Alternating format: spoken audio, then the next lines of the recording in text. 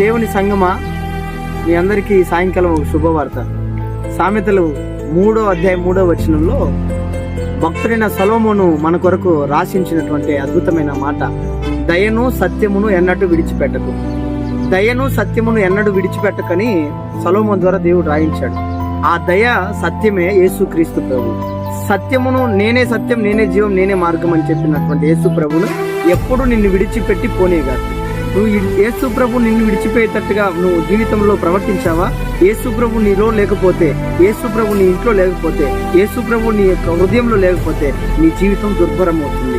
ఎలా అనగా, నువ్వు యేసును అంగీకరించావు, యేసునందు విశ్వాసం ఉంచావు, స్థిరపడి బలపడి ఆయన సన్నిధిలో నువ్వు నాటబడి పచ్చని ఒలివ మొక్కల వలె నువ్వు ఎదుగుతూ ఫలిస్తూ ఉండాలి, ఆశీర్వదించబడిన స్థితిలో ఉండాలి. కానీ అన్నటికీ నువ్వు సత్యాన్ని విడిచిపెట్టావా, లోకాన్ని అనుసరించావా, లోకం వైపు అడుగులేసావా? ఈ లోకంతో స్నేహం చేయవాడు దేవుడికి